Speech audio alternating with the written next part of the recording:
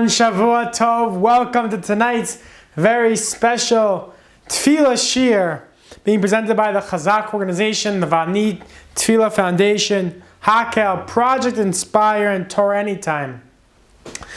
This is a continuation of this amazing, uplifting Tefillah messages, and from Rabbi Heshy, Kleinman, Shlita, the author of the Praying with Fire series, which have sold thousands upon thousands of books of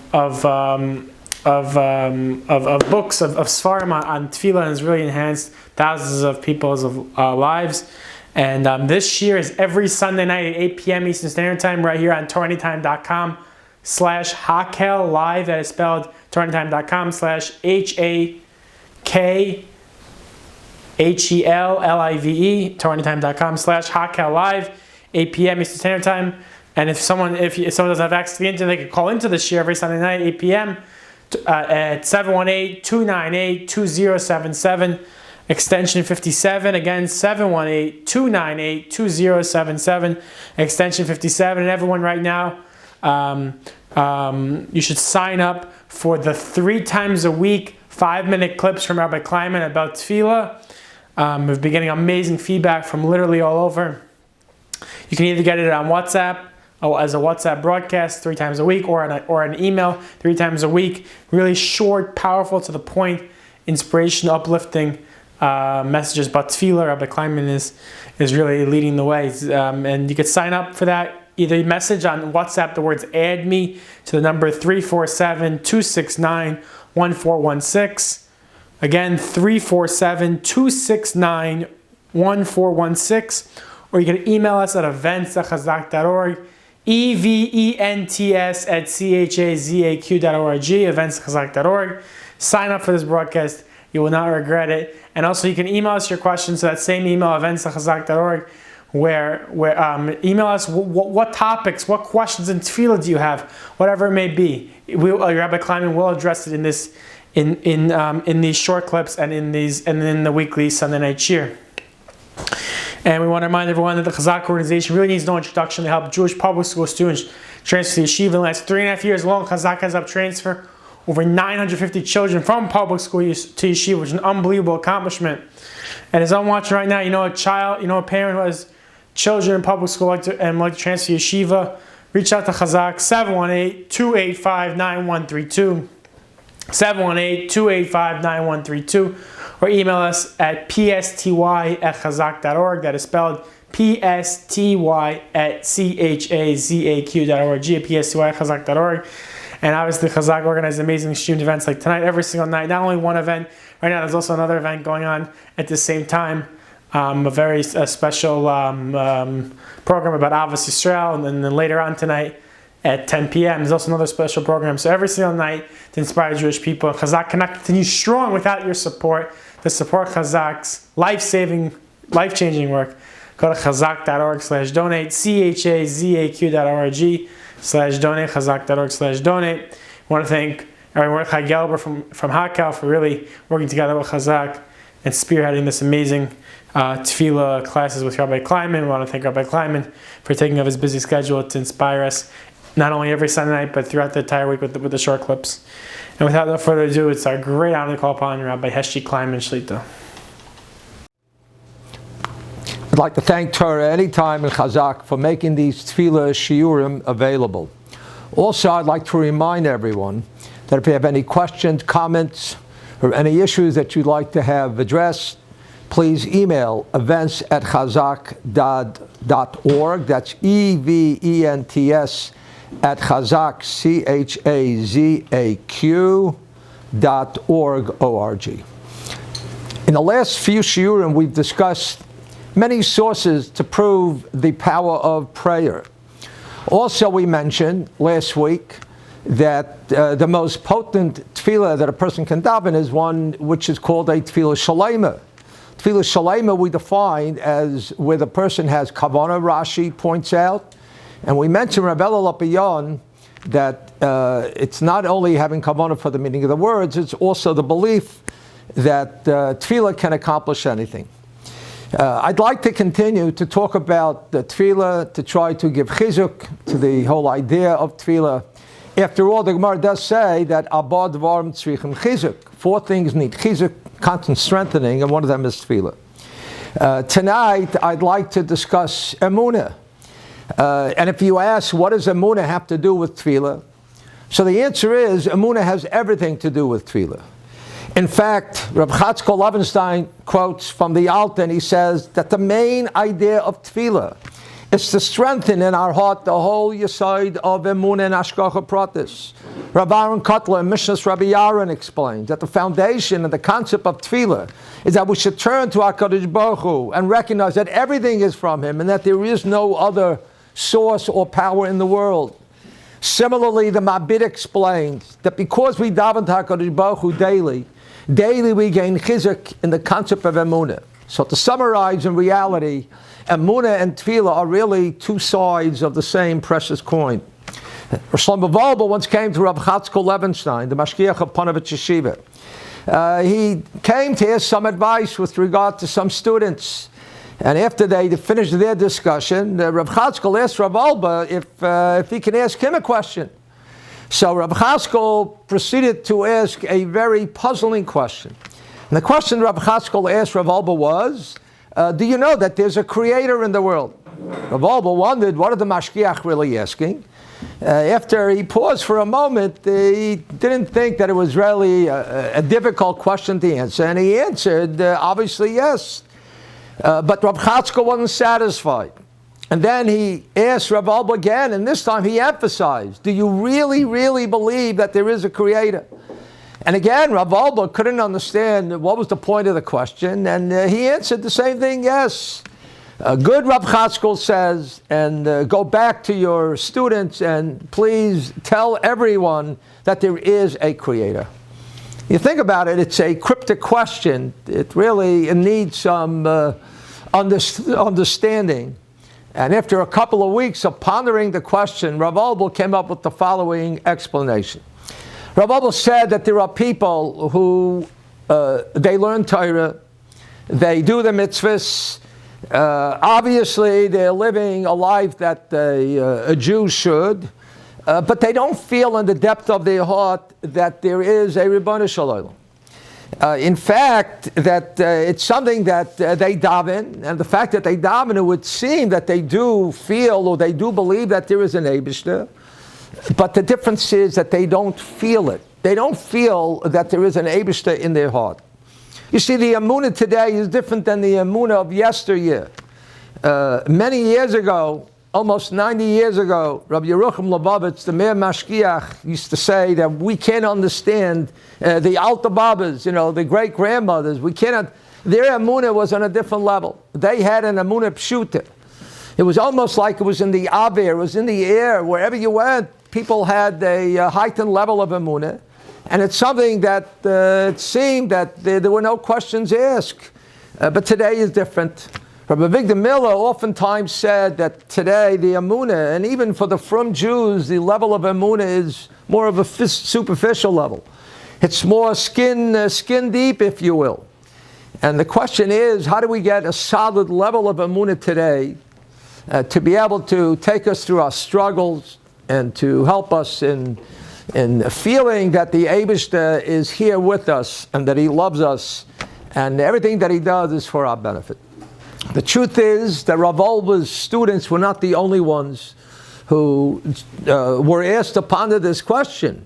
The truth is we, in our time, in our day, we too really should be pondering the question.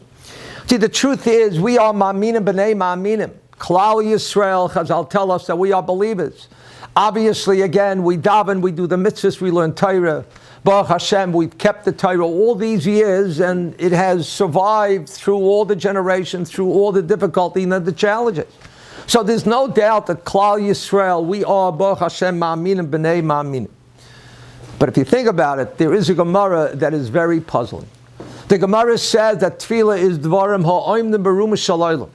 Tefillah is something that stands at the pinnacle of the heavens. It can elevate a person. It can bring a person to great levels of emunah.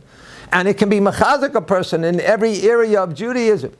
And yet, in the same sentence, the Gemara in Masechta Bracha says, "V'adam mezalzel behen," and people treat tefillah lightly. You know, it's ironic when you ask someone to do something and they want to say, you know, I did it. It took me no time. I did it very quickly. They say, yeah, I davened it up. We even use the term of davening to describe something that we don't put much thought into, and something that we do very, very quickly. And not only that, it's difficult to connect with tefillah. It's difficult to have emunah. It's difficult to have kavanah in the tefillah that we're davening on a daily basis. Part of the problem is addressed in Mesilas Yesharim. Mesilas Yesharim says that it's difficult for someone to have kavanah. He acknowledges the fact, look, we don't see HaKadosh Baruch Hu in front of us, and the emunah is that we're davening to a Borei Olam. But it's difficult that if the senses, if the emotions of a person really do not help in the whole process, because we don't see someone that the one we're speaking with, it's difficult. They once took a study and they established that 55% of communication is visual. It's body language, it's eye contact. 38% is vocal. It's the pitch, the speed, the volume. And only 7% involves the actual words. So if you think about it, we don't see the Eibishter in front of us. There's no body language, so to speak. We're talking to God. It's difficult, says the Mesilas Yesharim, to be able to really daven with the focus and with the emunah that really it deserves. So I'd like to touch upon a possible eitzah as to exactly how to be able to overcome that obstacle and to be able to daven with a greater level of focus in the tefillahs that we say daily. I'd like to begin with a pasuk in Noach. Obviously, when we have a question, the best place to find the solution is in the Torah.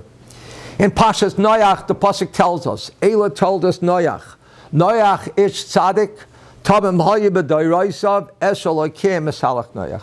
We all know the story of Noach. HaKadosh Baruch Hu commands Noach to build a teva. The Gemara tells us that Noach built a teva for 120 years. It took him 120 years. Why? Because HaKadosh Baruch Hu wanted to give the people of the generation of the Dor HaMabul an opportunity to do tshuva. But it's not just 120 years that Noach was involved. The people made fun of him, says the Gemara. They taunted him. They said, what kind of a what is this Mabul? What are God's going to destroy the world with Aish? Is it going to be with water? What exactly is going to happen? The whole world's going to be destroyed? Can't be.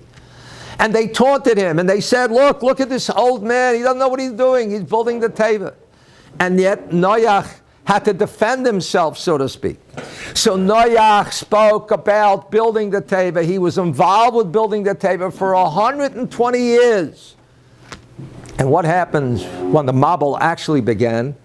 So the pasuk says that when it started to rain, Noach did not go straight into the teva. The pasuk said, "Vayovei Noach ubanav ve'ishtai yidun sheibanav itayla teva b'nei me'amabul." The waters of the Mabul is what forced him, what caused him to go into the teva. Rashi points out, what do we learn from this part of the pasuk, B'nei Me'ah Mabul? So Rashi says a statement that needs an explanation. Says Rashi, Af Noach miktane emona hoya. Noach was from the Ktane Emona. He was not from the big believers. Ma'amin v'einoi ma'amin, says Rashi. Noach was a ma'amin, he was a believer, v'einoi ma'amin. Sheyavei hamabul v'loi nichtas l'teva asher dachu hamayim.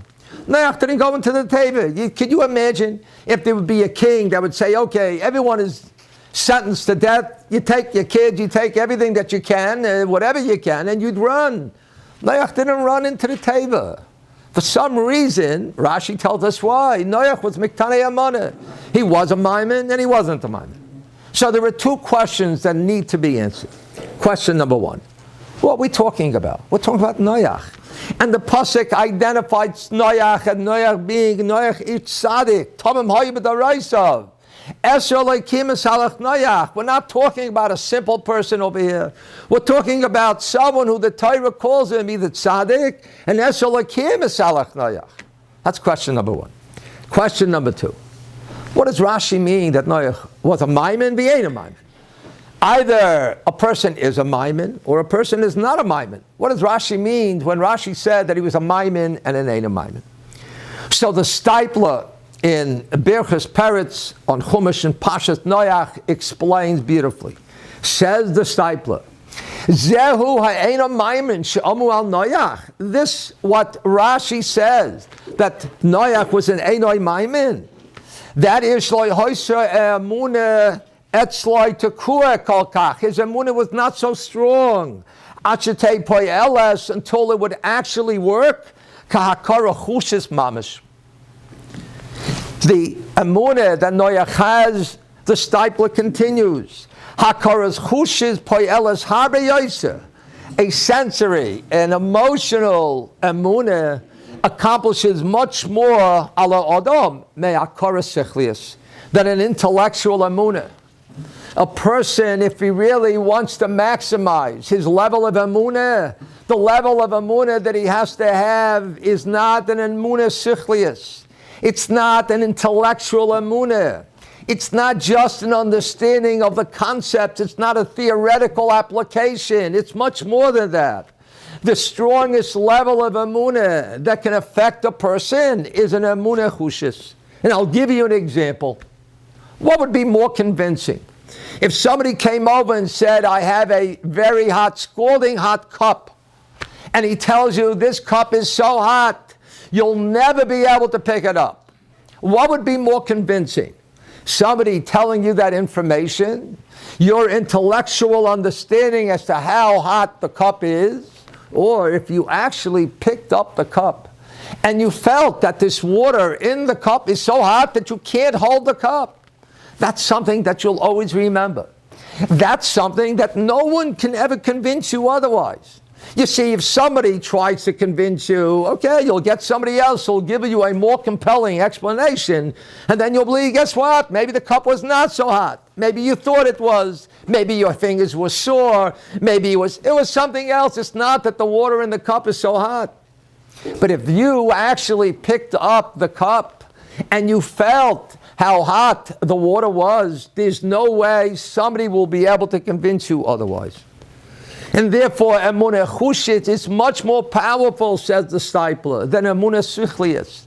Being told of information, no matter who tells it to you, is not as compelling, is not as forceful, is not as effective as something where the person experienced himself. Once, Rav Chatzkel Levenstein took a cab ride in Eretz Yisrael. And the driver of the cab was a secular Jew. It was this young man. He was recently discharged from the army. And he told Rav Chatzkel that he wanted to tell him a fascinating story that he witnessed. The story was about himself and his friends. They were all released from the army. Their tour of duty was up at that particular time. And they went to some mountainous region in Africa to kind of like chill out for a couple of weeks. And they stayed in a tent. And one day in the middle of the night, or one night in the middle of the night, one of the friends from the army, one of the ex-soldiers, all of a sudden, he started to scream. And when everybody else woke up, they saw what was happening.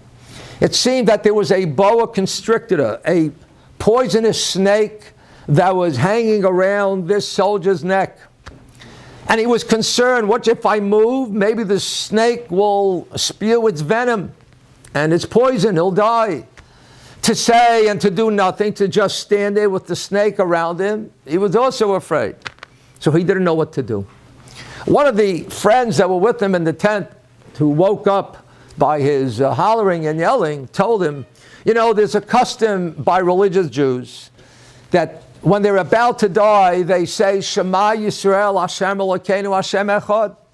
So this soldier, standing frightened out of his wits, started to scream, Shema Yisrael, Hashem Elokeinu, Hashem Echad. And you know what happened? The snake got startled, and the snake unwound itself around the soldier's neck, and it slithered away without harming the soldier. So the cab driver tells Rav Chatzkel, this miracle changed my friend's life. He went back immediately to Israel, and now he's a completely religious Jew. He's studying Torah in a yeshiva. So Rav Chatzkel asked the driver, "No, and what about you?" So he started to laugh. He chuckled. He said, "Me? Why should I change?" It's happened to my friend. It didn't happen to me. I have no reason to change. That's the aside. That when it's something that is sickly, something that is intellectual, it didn't happen to me. I didn't experience it. This is not an emotion that I went through. Although I may have seen it, although I may have been told about it, although the source of the information is 100% reliable, and I know beyond the shadow of a doubt that it's actually happened and it's absolutely true. But there's a difference. Emunah sichlius is not as powerful as an emunah chushis. Where did the disciple get this idea? That the truth is the Rambam, the lashon of the Rambam says emunah, the soid hayisoidus, the amoid hachachmas. The foundation of all foundations and the pillar of wisdom is to know Leda, to know that there is an Abishah, that there is a Creator, and that everything in the world, in the earth, and everything in the heavens was brought into being by God. And the Rambam continues, V'yediyas dovazeh, it's a mitzvah haseh, it's a mitzvah of emunah, shenem anoich Hashem Elokecha. And the obvious question is, the Rambam keeps on using the lashon of yediyah. The question is, if this is a yediyah, emunah is not a yediyah, it's a belief. If one has a yediyah, then there's no room for belief. And the answer is that no, that the yediyah that the Rambam is referring to is not the yediyah of empirical knowledge. It's the yediyah of certainty, that if a person views the world and everything that happens in the world with the certainty like a yediyah, like a known fact, that is the level of emunah that a person has to have. And the Rambam goes on in Moreh Nevuchim to say a similar idea, that the yediyah when it comes to emunah is a person needs to integrate the concept of emunah in the way he thinks and the way he views the world, in every challenge, in every situation, that HaKadosh Baruch Hu is the one that created the situation, that the Eibishter is the one who's managing, controlling all the details of the situation. And this idea of chushis as opposed to sechlius, this applies not just to emunah, this applies to all areas of ruchnius. The story with the Alta from Kleinman, the Alta from Kleinman had a nesayon, or he was struggling with an important decision. He would visualize that he was standing in front of his Rabbi Yisrael Salante, and Rabbi Yisrael would, so to speak, guide him to make the right decision. Frek the sifsei chayim. If the Alta didn't want to stumble in a very important decision, he had a dilemma what to do.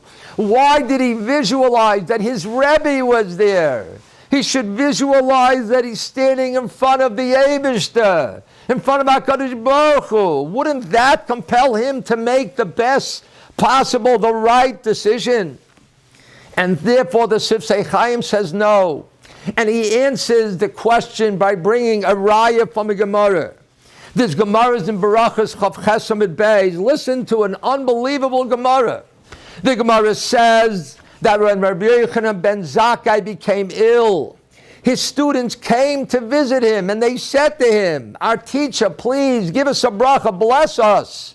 Could you imagine the Rebbe is sick, and who knows if you'll be able to get brachas in the future and for how much longer. So you beg the Rebbe, please give us the bracha that will take us through the rest of our lives if we need to have the one last bracha. And listen to what Rabbi Yochanan ben Zakkai tells his Talmid. Yehi Ratzon, the bracha is, Yehi Ratzon, it should be God's will. Shetei moire shamayim aleichem, k'moire basav adam.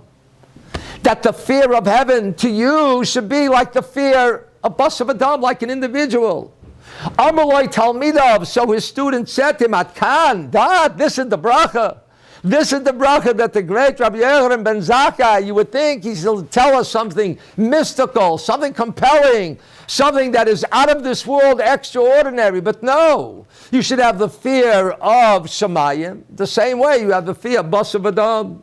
So, Amaloi Talmidav Atkan, Amalahen, Rabbi Yochanan ben Zakkai told him, yes, Halavai Tedu Kisha Adam Oiva Aveira Oimish Shalo Yerani Adam.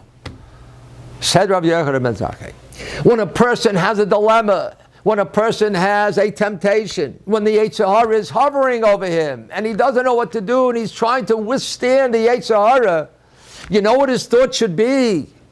Moira Shemayim is not going to do it. It's not going to help him that much. It's not the ultimate thought to compel him to do the right thing. You know what the ultimate thought is? Shalom Yerani Ba'adam. Shalom. And who were these Talmidim? These Talmidim were not simple people. These Talmidim, they were the Talmidim of Rabbi Yochanan ben Zakkai. And yet Rabbi Yochanan ben Zakkai says, Shetei Moyer Shemayim Aleichem Kamoyer Basav Adam.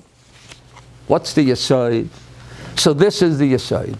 Says the Stipler, Hakara Chushis Poyelis Harbe Yoitza Ala Adam Me'akara Sichlius. Again, the Akara of Chushis, the recognition, the emotional, the sensory recognition of the Eibishter is Poyelis Harbe Ala Adam Me'akara Sichlius. And Afal Pi, She Besichloi, he says, Makeh Shehapachad Mishamayim Gadol Yoitza Le'en Shia. If he would think that God is watching, that means that if he does the Aveira, what's going to happen? He's going to get punished. And he knows in his seichel, intellectually, he knows clearly that the einish, the punishment in Shemayim will be far, far greater than the embarrassment if somebody will see him.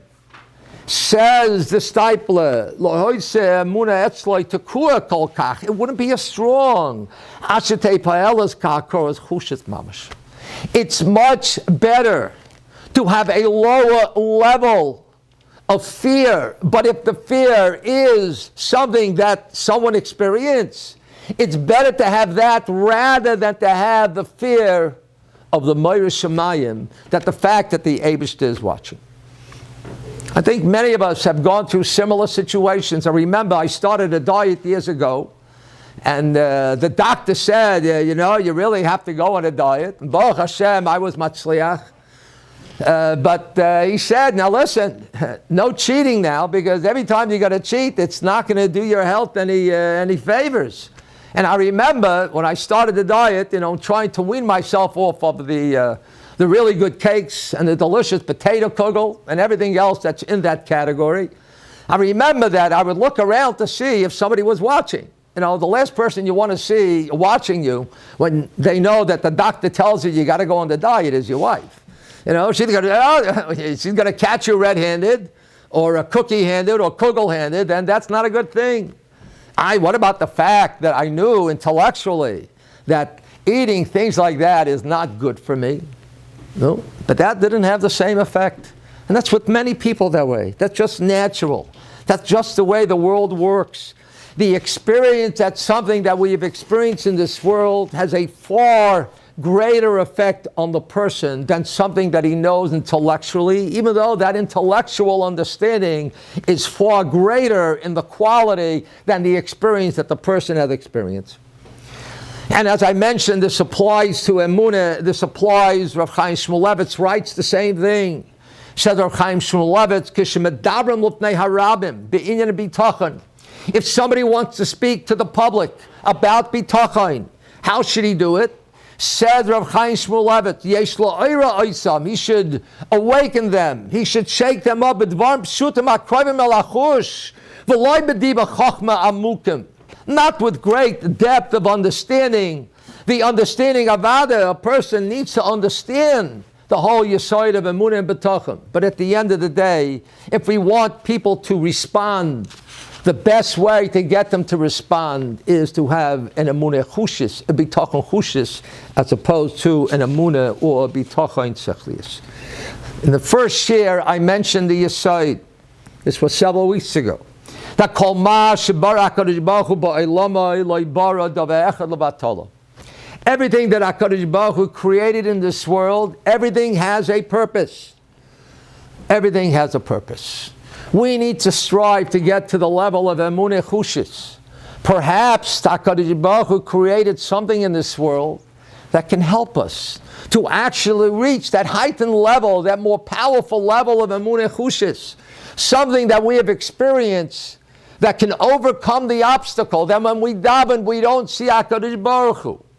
Which can overcome the obstacle, and as we said in the story with Rav Chatzkel and the secular ex-army person from Eretz Yisrael, that he said that, guess what? He didn't have to go back to the yeshiva and become frum because it happened to his friend. think the answer is HaKadosh Baruch Hu did give us something that can help us reach this level of emunah chushis. Right before the yeshivas and the shuls closed down last March, someone asked Rabbi Osman, the Rosh Hashiva of Telz in Riverdale, they asked him the following question. They said that, in the blink of an eye with the coronavirus, HaKadosh Baruch Hu flipped the world on its head. What is the message? And this is something that many people have grappled with now for literally months and months and months, almost coming to a year now. What is the message from the coronavirus? And there are many messages. We mentioned one message in the first year. We mentioned it from Rav Tzadok HaKohen that when a person goes to tzara, it's mo'irihim to daven. And let me tell you what Rav Osman responded. Rav Osman told him, when Rav Osman was told that what's the message, HaKadosh Baruch Hu flipped the world on its head, Rav Osman said, that's right, that is the message. Hashem is in charge, end of the story. Seems to me that the message is a little bit deeper than that. There's no doubt that one of the main messages is that the Eibishter is in control. And there's no other control, no other factor that has power or control in this world. But seems to me that if we take the aside, that whatever HaKadosh Baruch Hu creates in the world,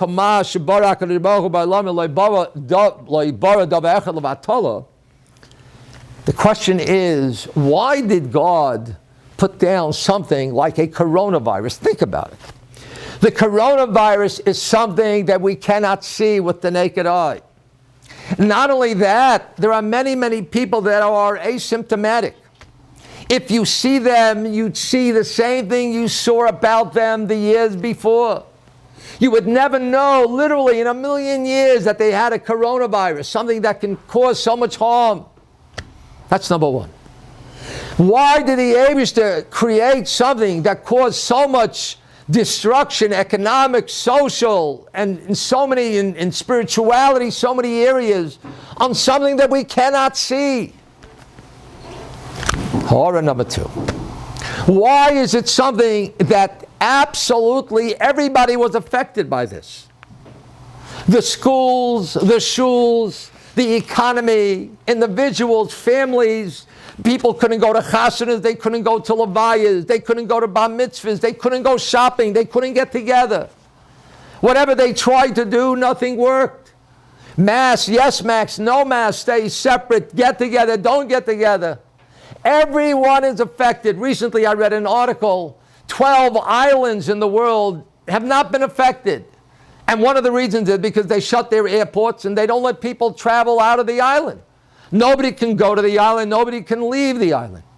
But billions upon billions of people were affected by something we cannot see, which something that we can't even detect to the naked eye.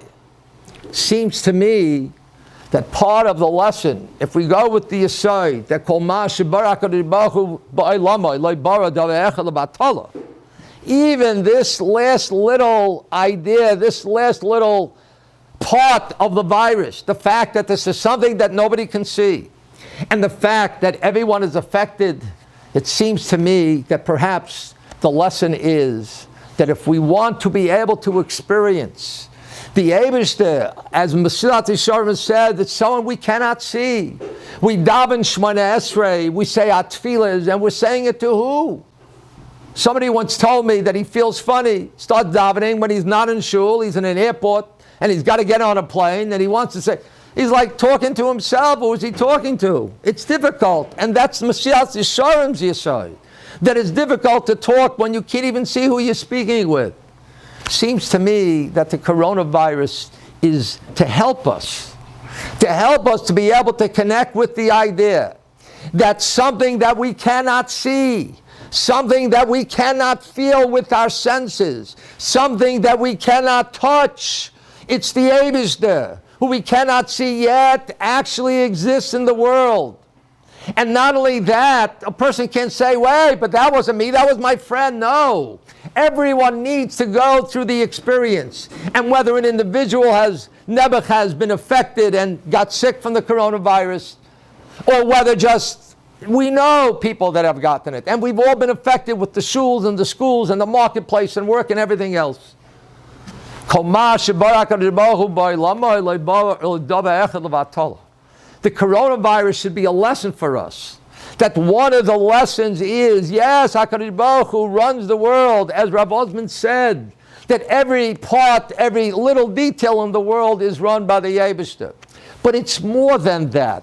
It's to enable us to overcome the obstacle. Then when we daven, we don't feel the Eibishter. We don't see the Eibishter. Like the Messiah Shalom said, it might be difficult to connect with that idea.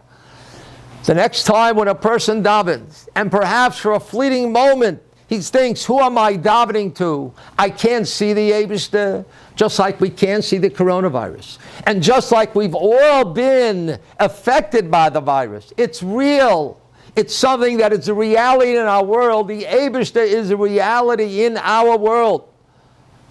Rav Wolbe used to ask his Talmidim, what is the main lesson of all the shmuzim, of all the lectures and all the shiurim that I gave to the Bachrim? And for many, many years he would ask the question, and the Bachrim were unable to come up with the answer.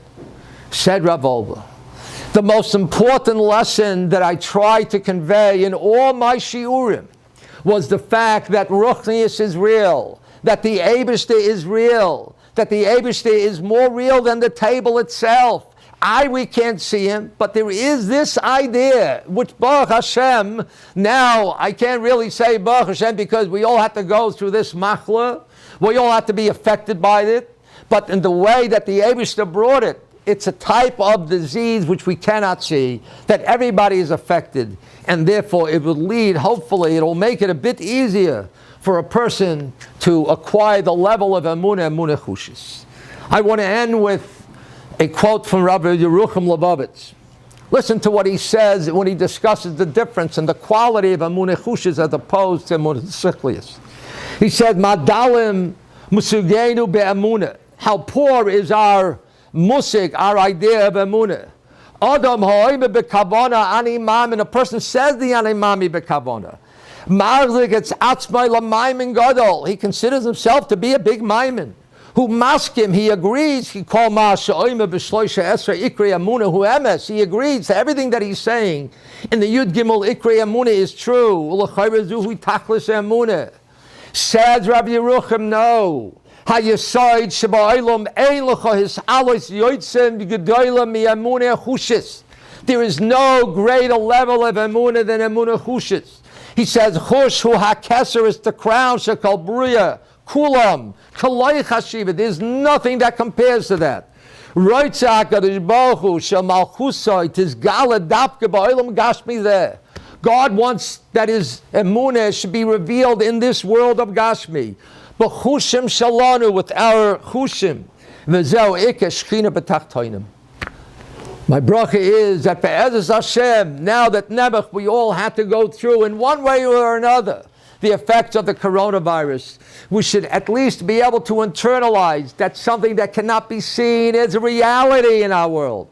And something that cannot be seen affects everyone and everywhere in our world. Similarly, HaKadosh Baruch Hu, who also cannot be seen, as Messiah Shalom said, with that difficulty when we daven, but at least if we internalize this experience in the coronavirus that has affected everyone, everywhere, in every part of society, hopefully we'll be able to use that as a stepping stone to elevate our emunah to this unbelievable level that the Rabbi Yerucham Lubavitch said is the greatest level of emunah.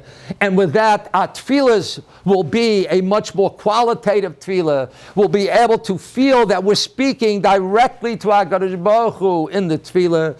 And with that, we'll bring Yeshuas and the Chamos to Klal Yisrael and to bring the Geula B'Kar B'Yameinu Amen. Thank you for listening. Thank you, Rabbi Kleinman, for your words of inspiration. Thank you, everyone, for joining us tonight at this special Sunday night Tefillah Shir with Rabbi Heshy Kleinman. I want to thank Rabbi Kleinman, obviously. I want to thank the Chazaq organization, the Vani Tefillah Foundation, Hakel, Project Inspire, and Torah Anytime for their efforts in putting together tonight's very special Shir. Everyone's reminded, not only tune in tonight, but you should tune in every Sunday night right here at TorahAnytime.com/Chazaq. I meant TorahAnytime.com/HakelLive, TorahAnytime.com/HAKHELLIVE, TorahAnytime.com/HakelLive. Every Sunday night, you know where to be, 8 p.m. Eastern Standard Time, TorahAnytime.com/HakelLive. If anyone doesn't have access to the internet, they can call into the shir 718-298-2077, extension 57. Again, 718-298-2077, extension 57. Everyone should sign up right now. Don't do it later, you might forget. Do it right now. Sign up for Rabbi Kleinman's 3 times a week tefillah, short, powerful messages, 5-minute, 5-minute short tefillah clips. One will be sent out on Monday, one will be sent out on Tuesday, one will be sent out on Thursday. Really life-changing, really it will improve your davening, your tefillahs to Hashem, your understanding of your tefillahs and the meaning behind them. Sign up right now to either a WhatsApp broadcast or an email broadcast 3 times a week. Message on WhatsApp if you have WhatsApp, 347-269-1416, 347-269-1416, or email us at events@chazaq.org, and you will be signed up. Events@chazaq.org, events@chazaq.org. Email us your questions, email us your feedback. What questions? If you have a question on tefillah, something you want to address, give us suggestions what we should be addressing in these tefillah shiurim and clips, and we will address them. We love your feedback, and that's what keeps us going. And we want to remind everyone, we want to thank Rabbi Mordechai Gelber from Hakel for really working together with Chazaq on this very special series about tefillah with Rabbi Kleinman. I want to thank Rabbi Kleinman for taking from his time for this very special series, very impactful series. And we want to remind everyone about the amazing work of the Chazaq organization, which does so much work every single day and night for the Jewish people. Organizing amazing student events like tonight, every single night, not only every night, but sometimes even 1, 2, 3, 4 shiurim a night, program shiurim on all of a wide variety of topics. And if anyone wants to sponsor or dedicate one of these shiurim for let's say a specific date, you have a yard site coming up, you want to dedicate for a full shlema, and honor a special occasion, reach out to Chazaq at 516-455-7710 to dedicate a shir, 516-455-7710, or email us at events@chazaq.org. And Chazaq's main mission to help Jewish public school students transfer to yeshiva. In the last 3.5 years alone, Chazaq has helped transfer over 950 children from public school to yeshiva. It's a mind-boggling number. Which over 950 neshamas transfer from public school to yeshiva.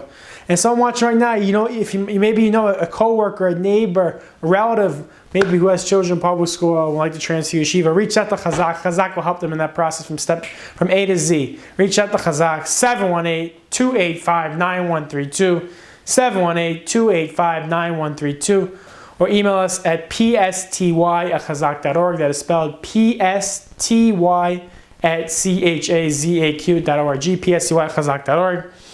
And we want to thank everyone for joining us tonight. And everyone is encouraged, and we will see everyone next Sunday night. You know where to be, 8 p.m. TorahAnytime.com/HakelLive, or you can call into the shir 718-298-2077, extension 57. And don't forget to sign up for the WhatsApp or email broadcast of Rabbi Kleinman's 3 times a week clips. Again, that is reminder is 347-269-1416, 347-269-1416, or email us at events@chazaq.org. Have a great week, and don't forget to take the lessons and the words of wisdom from Rabbi Kleinman tonight and apply it to your life. Apply it to your life this week. Have a great week.